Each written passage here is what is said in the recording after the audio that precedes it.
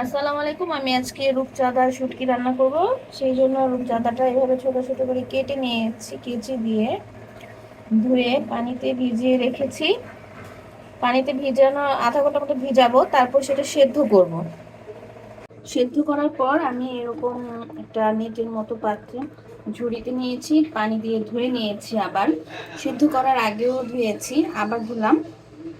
এখন আমি যে জিনিসটা করব, একে একে করে কাঁটাগুলো বাছবো। জিনিস খেয়াল করবে, সেদ্ধ করার পর কাটা বাছাটা কিন্তু খুব ইজি। এই দেখুন, উঠে আসছে। এরকম করে সবগুলো বেছে নিব। রূপচাঁদায় দেখুন সিদ্ধর পর আমি বেছে নিয়েছি, তারপরও অনেক কাটা রয়েছে।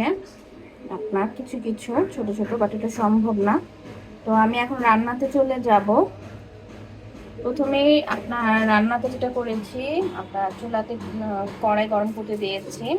তো এটাতে আমি এখন তেল দিব। দেখিয়ে রাখি, এখানে আমি দুই রকম রসুন ইউজ করেছি। এই দেখুন, বড় রসুন, ছোট রসুন,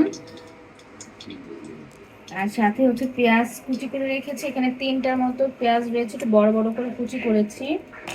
এখন যেটা করছি, এই রসুনটা চুলার উপর দিয়ে দিচ্ছি।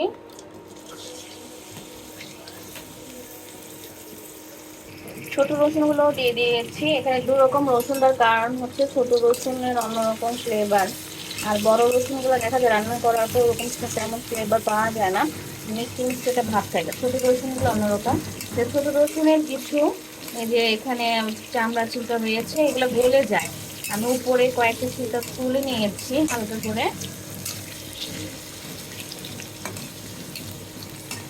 হালকা ভাজা ভাজা হচ্ছে। এখন যেটা করব, পেঁয়াজ কুচিটা দিয়ে দিচ্ছি।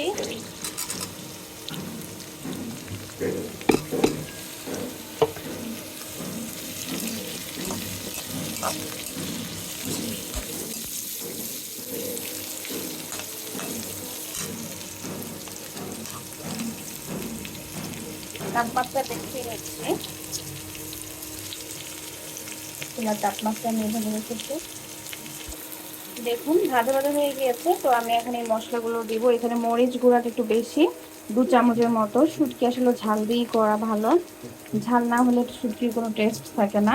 এখানে আপনার হলুদ গুঁড়া আছে 1 চামচ, মরিচ গুঁড়া 2 চামচ, লবণ পরিমাণ মতো, ধনে একটু সামান্য, জিরা একটু সামান্য। এখন আমি এগুলা দিয়ে দিব।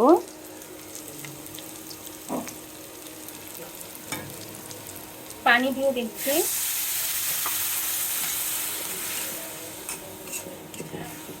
দেখুন কষাবো, নাড়াচাড়া দিব। কষানো হয়ে গিয়েছে। এখন আমি আমার প্রসেসিং করা শুটকি দিয়ে দিচ্ছি।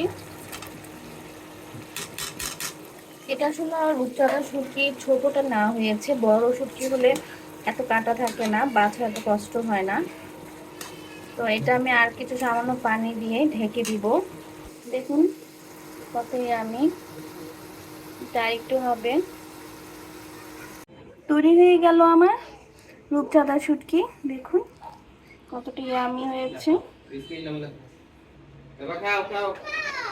এভাবে রান্না করবেন, আর আমার ভিডিওটা দেখার পর অবশ্যই খাবেন। খাওয়ার পর যদি ভালো মনে হয় অবশ্যই সাবস্ক্রাইব করবেন। সবাই ভালো থাকুন, সুস্থ থাকুন। আল্লাহ হাফেজ।